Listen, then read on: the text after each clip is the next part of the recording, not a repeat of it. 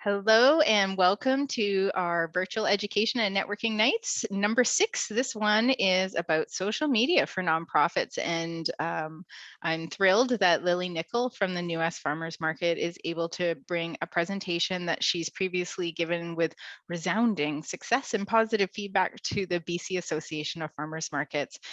So social media can be really challenging, I feel like, for small nonprofits. Often it's someone is doing it who it's not necessarily their full-time job, or if they are, they're doing it with a really limited budget. And while there's a lot of expertise out there in the world, it is nice to know some targeted and focused tactics that nonprofits can look on. So our VENN today is not the last in our series. We will have one more. The City of New Westminster's VENN program continues, and there'll be another one in November, although I don't have the specific date to share. Normally I always have the date to share, and this one I do not. So with that, I would love to introduce Lily Nichol and let her take it away. Thanks so much, Jen.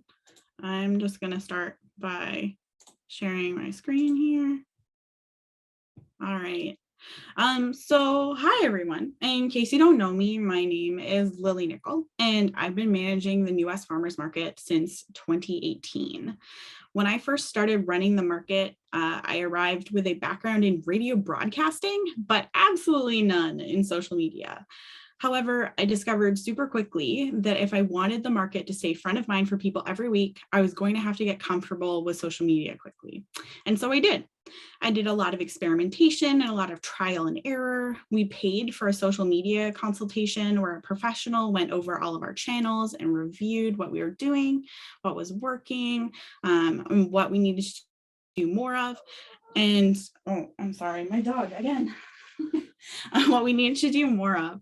And when I walked away from that consultation, I felt relatively unsurprised by everything that she told me. Nothing she told me felt like a sneaky trick or something weird or odd. It all made a lot of sense to me.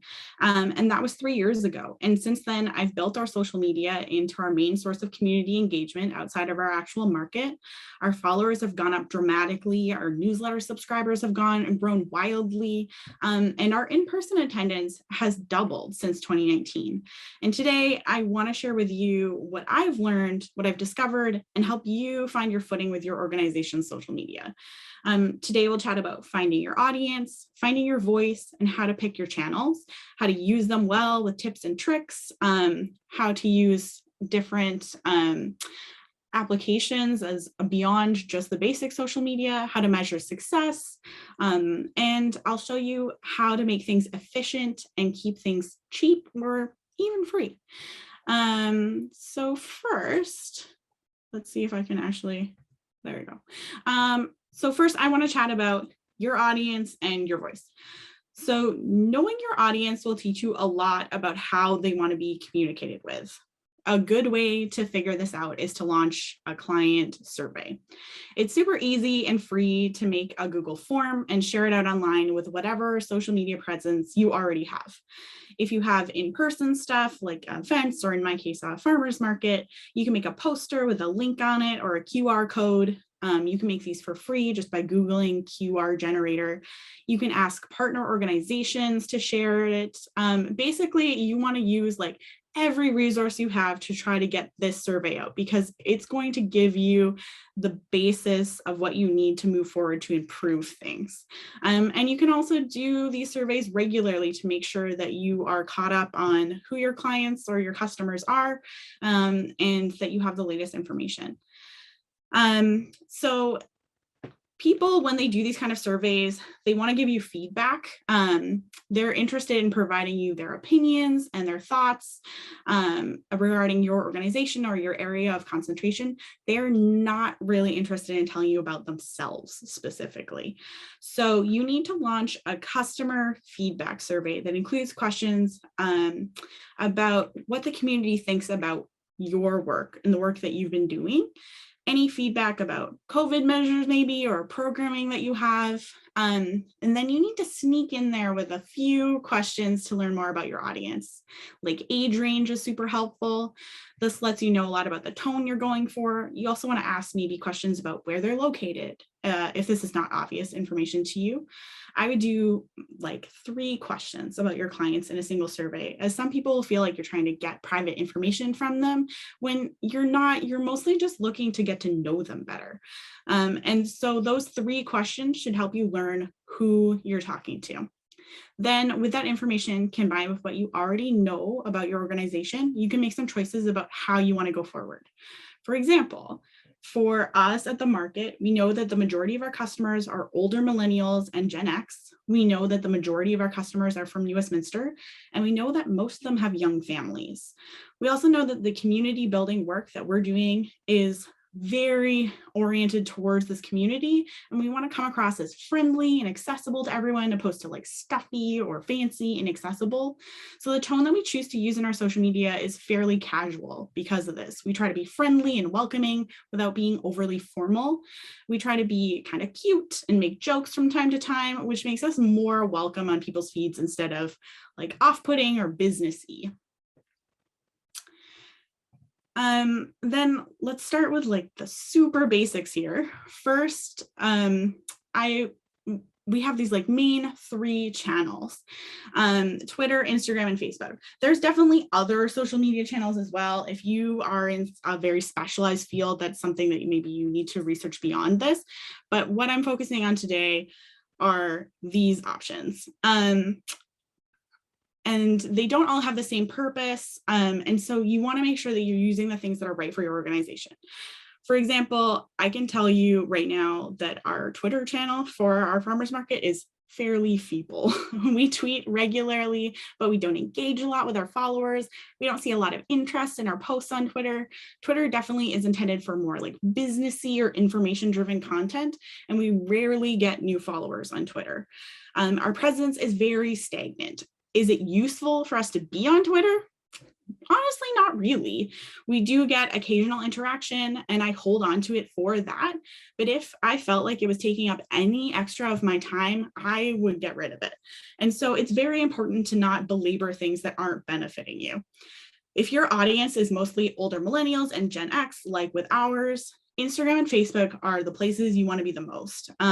But do make sure you take the time to evaluate, even just by trying them out, what works best for your followers. Like, it's not going to harm anyone to, the dog. It will not harm anyone to start a Twitter account and then feel like, you know what, this is just not working for us, and you can take it away again. Like, that's totally okay. But people don't bring that up enough, like that trial and error. Just see what works for you. So now I want to take some time to go over Facebook and Instagram and some other tools that are going to make your life easier. We're not going to go over Twitter today because it's not something that we use a ton, as I mentioned, for our organization. And I suspect that most small organizations have like a similar audience to us. And so we're going to look at where you can find information about measuring engagement, free tools. All of these free tools I'm going to mention do have, or like most of them have, like a fancier paid version, but basically all of them will work excellently for your organization, just with free. And then if you decide you want to upgrade, that's totally up to you. Because I'm very aware that small nonprofits don't have a huge budget, and so social media is a super easy and budget-friendly way to be able to approach your clients. All right, so let's start with the super basics. Some of this might not be new news, but let's just lay a foundation here. So first of all, Facebook. I'm sure you all know what Facebook is, but what isn't maybe as obvious is that Facebook has business tools. So those are specifically for business pages. And there are many benefits to creating a business page for your organization. Once you declare it a business, Facebook will be able to give you a lot of data about the audience that visits your page or interacts with your posts. And in return, your customers can see more details about your organization, like where it is and if you have open hours, as well as a map to help them find your location. And they can even see how quickly you respond to messages that customers send to you. You will get to see insights into your audience, such as when your audience is most active on Facebook, their age or gender identity, as well as which of your posts are the most popular, which we refer to as getting the most engagement. Finally, another useful tool Facebook provides with their business page is the ability to pre-select commonly asked questions. This means that when someone messages your page with a question, you find that you answer a lot, you can make it a commonly asked question and pre-set up an answer for it so that question gets answered without you needing to do anything. And it will save you a ton of time. So as I mentioned, one of the most useful things that Facebook has to offer is insights. I invite you to pull up your organization's Facebook page if you have one or if you're able. If not, follow along with my slides. I've got all these screenshots for you so you can see exactly what I'm talking about. So you can find your Insights tab inside your business profile on the left-hand column, where all of these very aggressive arrows are. If you have an active Facebook page where you receive regular engagement, the insights are particularly useful because this is where you can see some data and stats about the people who interact with you. Inside Insights, which is a bit of a tongue twister, if you choose posts on the left, you can see a section come up that says when your fans are online. This, in my opinion, is by far the most useful tool that Insights offers. By choosing different days, you can see the peaks and valleys of when people are most likely to interact with your posts, and this will help you choose when you want your posts to be published in the future. So in this image, we can see that the most popular times are between 6 and 9 p.m. and it looks like it peaks around 8:30. This image is not of my page, as it is like a better example of the insights. I found it to be a lot more dramatic and easy to see. So disregard the 14,000 interactions that this page is getting. We're definitely not getting 14,000 interactions. But this is your optimal posting time when your post will be seen by the most people. So don't forget about insights. I'm going to move on here, but we'll circle back in a little bit. Before we leave Facebook, I wanted to show you the FAQs that I briefly mentioned before. I don't know about you, but the amount of times that I get asked in a week, when is your next market? Where is the market located? How do you become a vendor? Is truly staggering. And it can be kind of annoying and take up a bunch of your time. And one of the easiest ways to combat those redundant questions is to put them in your Facebook page as these FAQs. If you choose inbox in your profile from the left-hand column, and then choose frequently asked questions in the middle column, you can choose to edit them on the right. Then, once you choose edit, you then have the opportunity to write your questions and responses in the center. As you can see here, our first one is, when is your next market? Once you have these filled out and saved, the next time someone visits your business page, you present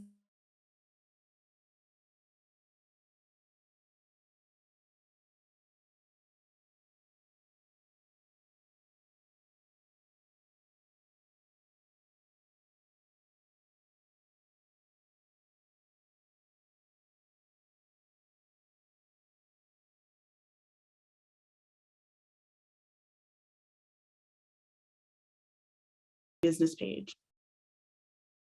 Instagram tends to have a younger demographic than Facebook, but at this point, younger means kind of like mid-30s, which means you want to be communicating with them. When you make your page a business page, you're provided with an overview of your account with the insights. You get to see how many accounts you've reached, the amount of interactions you get, as well as growth, follows, unfollows, age range, and gender identity of your audience. So if you have a business page, you can go on your phone and open Instagram, and you can find your insights on your profile page above your posts and below your profile, right here where it's circled. By far the most important thing in insights, like on Facebook, is that you get to see the times that your audience is most active, sorted by hours and days. This is going to be the most useful thing you use for your Instagram insights because this is what's called your optimal posting time. When you post during the optimal posting times, your posts are more likely to be seen, liked, and commented on by your audience, which tells the Instagram algorithm to boost your content for more viewers. When I talk about Instagram posts, we actually have 3 ways of posting on Instagram. The first is post on your feed, the second is stories, and the third is highlights. Posts, obviously, are the ones on your wall that people will see when they click into your profile. They're the most common, like little squares that you see in that grid. The ones I want to talk about next and more in depth are highlights and stories. So stories are temporary posts that you can make. These are accessed by clicking on your profile photo. Stories will stay viewable for 24 hours at a time once you've posted them, which means they're helpful because since they disappear, people are more likely to visit your profile more often to avoid missing out on these stories. It adds kind of a sense of urgency and immediacy. So when people look at the stories, they know that this is information that's relevant right now. There's never a question as to whether this is out of date. And also, we've found that people will often respond to them more often than with just regular posts, which encourages interaction with your audience. Maybe it's because responses are made through direct messages, which means that it's a private response instead of like a publicly viewable comment under a post. There are likely many reasons that I'm not entirely clear about, but we have found that this to be very effective. So I encourage you to give it a try and see how it goes. So highlights are just stories that you've saved onto your profile for permanent viewing. Once you post a temporary story, you can choose to save it as a highlight. These are accessed by clicking a little circle between your Insights button and your feed. You can see it circled here with an arrow. These are very fun because you can get super creative with them. But if you don't want to devote the time, you also don't have to. It can be a very straightforward and easy thing to keep on top of. You can choose to save multiple stories as a collection of highlights and then make a cover for the collection as well as a little title. For us, we have these little vegetable cartoons with googly eyes as part of our branding. And so we use them as cute story covers or highlight covers rather, which make it like makes your whole profile look nicer, more cohesive, and it's an easy way to find information. So some ways to use your highlights effectively can be commonly asked questions. In our case, displaying some of the market's favorite products or past events, or even an awesome way to introduce people to your staff. When I first started managing the market's social media, it took me a while to find our voice. And so the posts from a few years ago are a bit all over the place. But now we've definitely hit more of our stride. And overall, we try to keep our Instagram posts visually light and bright with limited amount of text and photos, though there's usually a couple of words. And our posts are friendly and informative while celebrating food and the community. You want things to look cohesive, but not too perfect, or otherwise it doesn't look real or accessible. Something I'm working on is being aware of going forward is accommodating visually impaired users by adding a description of our images in the caption and ensuring that any text in the photo is repeated in the caption as well. When visually impaired Instagram or Facebook users are on social media, they have applications that read text to them. But of course, this doesn't include the photos. So you always want to make sure you're being inclusive and cater to different types of needs from your audience. Since I've started running the US socials, I also have learned some more things about Instagram that perhaps everyone else already knew. I don't know, but in case you're like I was, I just want to point out to you two very useful and important features on Instagram that I found super helpful. Firstly, you can share posts, yours or someone else's, to your Instagram story. So on the left here, you can see there's like a paper plane kind of icon that's been circled. By clicking this, you can post this post into your stories, which can either draw attention to new posts you've put up or bring in a greater viewership to those things.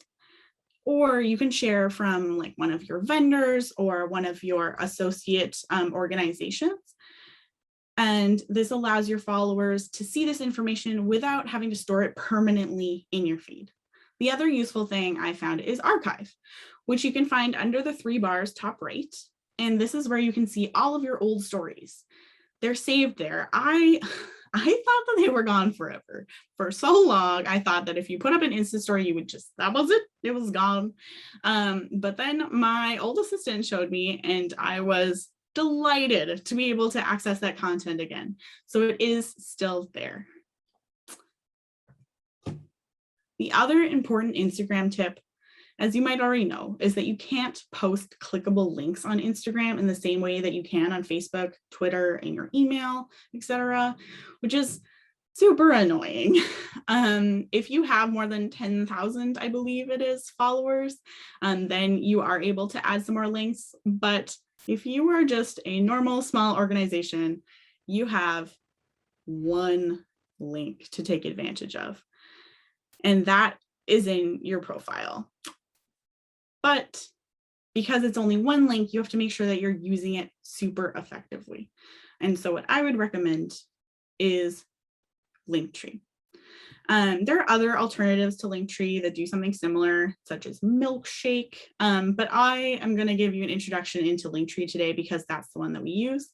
And by creating a free Linktree account, you get two things. First, you get a customizable link to pop into that one spot in your Instagram profile. And second, you get this interface where you can put as many links as you want. So when someone comes to your profile and clicks the link, they will head to your landing page and see something like this screenshot here on the left. It's very easy to adjust these buttons from your end, and you can replace them or swap their order as you need. Linktree is a very common choice for businesses. It looks professional, it's very clean and clear and easy, and you can make it very customized to your organization, and it just makes this very easy to use list of links for you. Next up on my recommendation list is Buffer. I understand that although life seems to revolve around social media, it absolutely doesn't, and it should not ever. So to avoid letting social media posts consume your life, I recommend using an app that allows you to schedule your posts in advance. One of my favorite free ones is Buffer. This is available for Android, Apple, and there's a desktop version. I prefer the desktop version because it's bigger and easier to use, but the mobile one works quite well as well. Buffer has a super low learning curve as well, and it's quite comprehensive even for the free version. Although, as with everything, the paid version provides more tools. Personally, I've never felt compelled to upgrade with Buffer. With Buffer, you can prepare all of your weeks or months worth of posts at once and then schedule them and forget about it because they'll just post on their own. This ensures you never miss that optimal posting time. I said we come back to Facebook and Instagram insights, and now is that time. So when you use that information about when your fans are online, you ensure your posts are getting you like the most bang for your buck. You use these times to create a schedule on Buffer, and then when you create your posts, they just slot in to your pre-created schedule. It's very easy. You schedule once and then you post forever. But please note that in Buffer, and I believe this is true of all free scheduling apps, you cannot schedule Insta stories. So that's a paid feature. I recommend if you are an active organization in the community to post once a day or once every other day. If you have an off season like we do in the wintertime, I would recommend reducing to like maybe twice a week. This way you're still top of mind for people, but you don't actually have a ton of things to say to people, and you don't want to be cluttering up their feeds for no good reason. You want to make sure that your posts are meaningful. And coming up with all that content is really hard when you don't have anything going on. So you don't need to post if you don't have tons of things going on.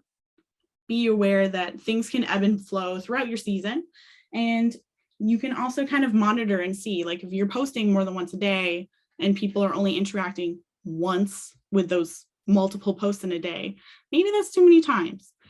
So you can kind of test that out on your own and see. Next, Lily, we've got a question from Jenny in the chat. She'd like to know, what do you post on your feed versus stories? So with stories, should that be used on a regular schedule or just more effective to be on a feed? So when you're using Insta stories, I think of them very much in terms of like immediacy. And so if you have content that you want to share right now for a very specific reason, like maybe you have an event or something, or maybe like you have a fundraiser happening, then that's a very easy way to make sure that you get this like extra special thing into people's faces, I guess is a good term. And your regular feed is something that you probably want to use more often. So it is definitely something that when I talk about like having a post every day or every other day, I'm just talking about the regular posts. You want to kind of save those Insta stories for special moments because you don't want it to be something new there every day. Because of how the stories work, every time that you post something is there for 24 hours. But if you post multiple things, it's easy for it to get kind of cluttered up and people to miss stuff. So I would recommend against overusing Insta stories and preserving it for those like very important and timely updates. Was there any other questions, Jen? Nope, keep going. All right. So I wanted to circle back to Google Forms that I briefly mentioned at the beginning. You'll hear people talk about surveys a lot, often in conjunction with SurveyMonkey, but personally, SurveyMonkey drives me nuts. But surveys are super useful. So I recommend using Google Forms instead, and I'll tell you why. You get an absolutely free piece of software that works so nicely with the rest of Google Suite, and it provides you with very professional looking forms that you can add to your website, post on social media, or even put up the link at your office or events that people can fill out forms or surveys on their phones, or take a photo of the link and go home with it, or use a QR code like I mentioned before, and they can access it easily and immediately. With Google Forms, you get an unlimited number of responses. SurveyMonkey will charge you to access more than 100. The crying dog again. She really wants to be included. So yeah, you can only access the first 100 responses if you choose to use the free version of SurveyMonkey. And Google Forms allows you to collect email addresses, which it's very important to remember that you should not ever collect these without expressly asking permission. And you should never let people or like use them to subscribe to your newsletter without expressly asking permission. There are a lot of rules in place about this. You never want to sneakily sign somebody up for your newsletter. But it is a great opportunity to get that information and ask people if they would like to sign up to your newsletter. And it also, Google Forms creates a super easy to read Excel spreadsheet of responses if you want a way of easily saving or sharing all the responses and all the data that you gain from these forms. Next up is graphic design. So one of the most intimidating parts of social media and web, in my opinion, is good graphic design. Hiring a graphic designer is super expensive, and Photoshop and other similar software can feel very scary and inaccessible. Enter Canva. So this is a free web software that is so easy to use. It has a paid version, which if you use their free version long enough, they'll offer you a month of premium to try. They offered it to me 3 times last year, so don't feel like you have to spring for it. And it means that when you do get that premium version, you get access to photos and fonts and features not available in the free version.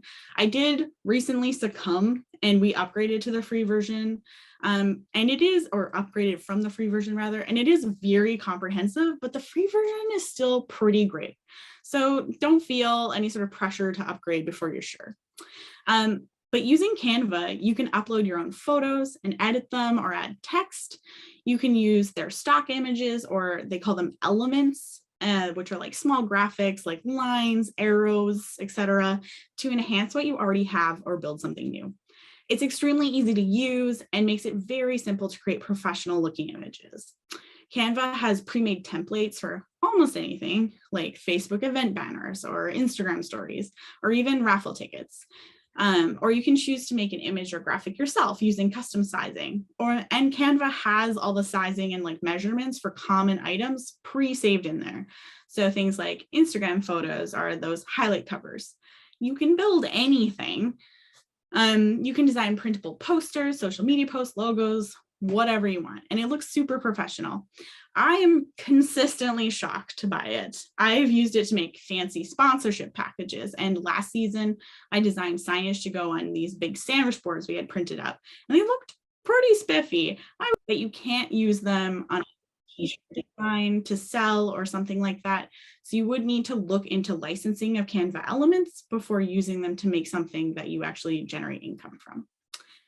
I haven't ever taken a graphic design course in my life, but I have made a lot of great content with Canva. Plus, Canva saves all the photos you upload and previous designs forever, even with the free version, which makes it so easy to come back time and time again for new projects. It's very accessible, and I recommend taking a look. So now that we've gone over some tools that I like to use, let's go over some best social media practices so we can effectively use those tools. In my opinion, the single most important thing you can do to make your social media effective when it comes to your organization is give your organization a face, or two, but not more than two, because then you look like the Brady Bunch. And it's very confusing for people to keep track of you.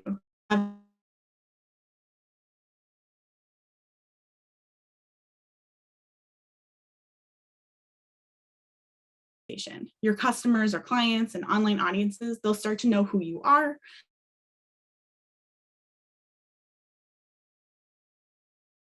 At our market, we do Insta stories of who's joining us at the market that day. We start with a front-facing kind of monologue bit of either my assistant manager or I, where we always start with like, hey, it's Lily at the New West Farmers Market. And then we give the updates for the day, like how many vendors there are, or how the weather is, or any new changes that we have to do from PHO orders or contests we might be running. From there, we take pictures of every vendor that is at the market and tag them so that customers can find the vendor's social media.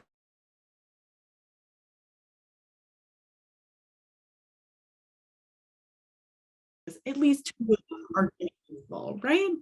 It allows you to have lots to choose from and hone your skills, because taking more and choosing the best ones is a lot easier than taking none and choosing none. You do not need to hire or you do not need to own a professional camera or take lessons. All you need is a decent smartphone, an appreciation for good lighting, and a commitment to taking photos regularly. Make a deal with yourself to take a certain amount of photos at any event or like around the office for one day of anything. We take photos of the market, like overall, of guests, vendors, favorite products. And if you operate an organization where you're concerned about your client's privacy, take photos of like the activities that you're doing, like children's crafts, for example, or things that you've accomplished. Like if you're a realtor, you could have keys to a house in your hand. If you take the time to be cognizant of your day-to-day, you will find that there are things to take photos of and to share. Remember, you are letting people in on the secret world of your organization. Nobody knows what you do every day. And by sharing with them, you're providing them like a little window into something that they don't know anything about, and you are the expert. Here are a few tips for the best photos that you can take. If you are outdoors, try to take photos near golden hour as your hours permit. This is the time right before sunset or right after sunrise, because the colors are warm and very welcoming. If you're indoors, bright or indirect light works best. Try to have high contrast in your photos. So for example, a crowd with a bright blue sky behind them, or different colored vegetables in my case next to one another. It can be a little difficult at the beginning, but with enough practice, you will get comfortable with it, I promise. It's easy to feel like you'll never have enough photos for the amount of posts you should be putting out, but I'm here to tell you that the same photo can be used multiple times, and this is a great example of it. You can see on the slide here how we've used the same photo as a Facebook banner and then again as an Instagram post. We cropped it differently, put a different filter on it. You can see the photo on the right is like a little bit brighter, and put different text on top. You could use a different font as well if you wanted. Don't be afraid to make small changes like that with text cropping, editing of colors in the photo, and then reuse it. A good photo is a good photo, and no one will fault you for that. This is my last set of photo tips, so don't worry, I won't belabor this point too much longer. But when you are recording Insta stories, you should make sure that in your settings, you have it turned on to save them to your camera roll. So this way you don't have to just like go back through those archives like I was showing you before. They just automatically are saved onto your phone, and then you can crop that Insta story photo differently and use it somewhere else. And suddenly that same photo does double duty, and it's a lot easier. Try to take photos that have some blank space in them, so that you can add text without it being on top of a super busy background. So you can see an example of this on this slide here. The bottom is the original photo, and the top I slotted in this very attractive graphic for Halloween. Make sure that if you run a contest or a raffle, take photos of your winners with their permission and post them to show that someone actually won the prize. And at the end of the day, just remember, take lots of photos. Lastly, I wanted to briefly touch on success and how the best measure of success is your own improvement. It can feel like there are target numbers that you need to reach or some sort of like special thing you need to do. But in actuality, what you want to see is your own interaction numbers improving. So keep an eye on those insights and your likes. And remember, your success is not the same as mine or my organization's or someone else's online. Your improvement is at your own rate and your success is meaningful for you. It isn't a competition. Does anybody have any questions?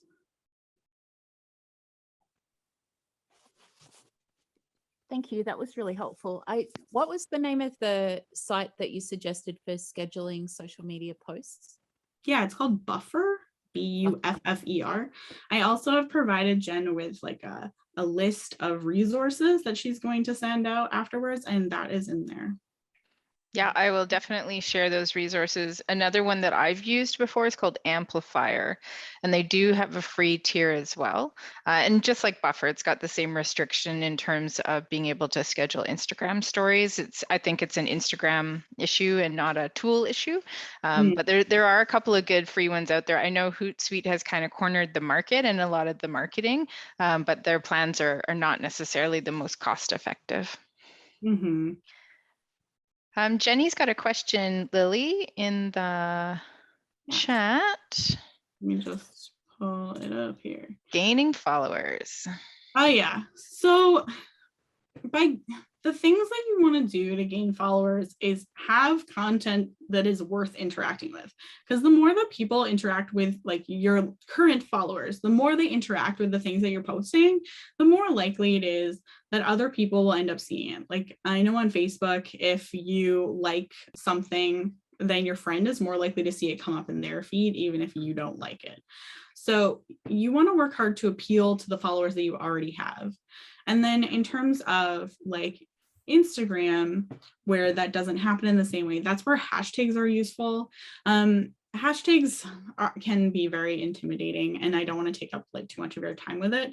But one of the easiest things to think about in terms of hashtags is like, what is a broad group that, or like a broad category that this post or our organization falls into that other people might be interested in? So in my case, it's like farmers market and New West. And so we put those things on all of our posts, because if somebody like on Instagram, you can follow the tag farmers market or New West. And so it will come up for them. And then if you are appealing to your current followers and you get like a lot of action on that post, those two things together are the most likely to drive that into somebody's new feed. You can also pay to have your posts get like more viewing, but it's not necessary to bring in new followers that way. I would say that providing good content to your current followers is always going to be the most effective thing that you can do to gain more. Also, like having things that people want to share with other people is good too. You know, if you have content that somebody's like, that's exciting, this is an event that's happening, I want to tell people about it. So by doing that kind of stuff, that helps as well. Did that answer your question, Jenny, or do you have any more specific questions about gaining followers? She said, yes, thank you. I have a question, Lily, and I wonder if you can comment, since you have the farmers market is a recurring event, have you used the Facebook events sort of functionality, and have you had any successes with that? Do you have any tips for that? I know in the past I've used it and had really mixed results, so I'm wondering if you've got any thoughts. Yeah, so we did go to the painstaking effort of making an event for every single date this season. And I will tell you that I think there's maybe 3 people who've said that they're coming to those things. I think that having a recurring event is not helpful. I think if you have a one-off, it is helpful. So like our holiday market that's coming up in December, I've made a Facebook event for, and because it's like new and different, people have noticed that. And so I think that that is something that's gotten around and gotten like more action than our regular event posts. So I would use them kind of like sparingly, because I think that if you use them too much, then it's just oversaturating. Is that what you have found, Jen?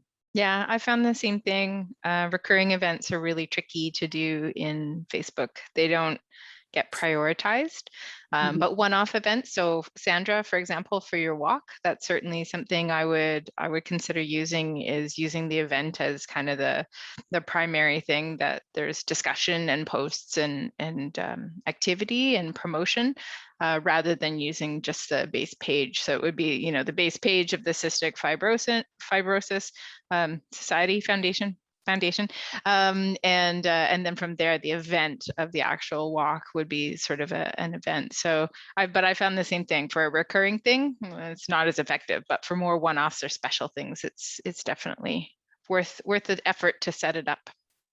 Yeah, and also for like one-off events, there's a lot of resources from the city that I think people don't realize. Like you can get your event on that reader board at Queen's Park, and that's like a relatively easy thing, that there's just a web page where you can input that information. So do be aware that your spelling mistakes are your own faults. Speaking from experience, are you? I mean, I think speaking from like a real fear anyway. And also there's like Tourism New West has like an events calendar and stuff. So it does really benefit to network with your community, and like obviously I deal specifically with events, which is not the same for everybody, but I do feel like a lot of organizations do like fundraisers or other events like that, and you might end up liaising with the city, like if you need city space or something. And there are a lot of resources from the city and the city event staff. If you just ask them, they are always happy to do that. And also like Tourism New West, specifically during COVID, they don't have tons to share with people. I think like they definitely are seeking content. So if you do have something going on, like you should reach out to them. They're very friendly and accessible, and I'm sure they would be happy to help you promote. Yeah, good tips. The city also recently developed a guide for event planners and organizers. There's a print version and a digital version at the link that I've just shared in the chat. And that guide does also include places where you can list and promote your events. It includes some information about marketing partners. Like Lily mentioned, Tourism New Westminster is hungry to have things on their calendar of events so that they can promote them. And sometimes they're able to dedicate additional resources as well. It depends a little bit on, you know, if the audience is the same and if they have the resources available, but definitely have a look at the guide that is at the link for that event and about promoting it as well. Are there any other questions from the folks who are attending?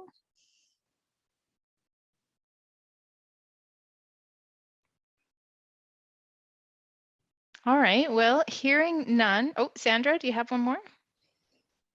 No, I was just going to say this was really great. Thanks very much. Fantastic. I'm really glad that everyone could attend today. I will hopefully be able to share this recording. I apologize. I seem to have all sorts of internet connectivity issues today, which is unusual. I don't typically have that. But I don't know, maybe it's windy in my neighborhood or something. But we'll see whether or not Zoom held on to the complete recording. And if so, I will be sharing it. If not, Lily, I'm hoping you can also share your presentation slides perhaps. And I can include those as well in the email that I send to everyone with the resources that Lily's forwarded my way. So thank you for attending, and please do feel free to share the resources with others. And if you have other questions, you can probably reach out to myself. My email address is jarbo@newscity.ca, and I'm happy to pass those on to Lily, or I'm sure you can maybe send her a DM on some of those social media channels. And so Lily, I just want to say thank you very much for your time. As some of you might know, our VENN program, we provide an honorarium to the charity of the presenter's choice. So Lily, where can we send your honorarium to? I'm guessing maybe the new Ask Farmers Market. Yes, I would love it to see it go back to the market. Thanks. Fantastic. I will arrange to have that check sent to you folks as soon as I'm able to. So thanks again to everyone for coming tonight, and thanks for your expertise, Lily. And we'll see everyone at the next VENN. Make sure you sign up, and I will share when the next one is in November. Thanks so much, Jen. I really appreciate you doing this series. It's been super helpful for me to attend. I really enjoyed the content that you've shared here.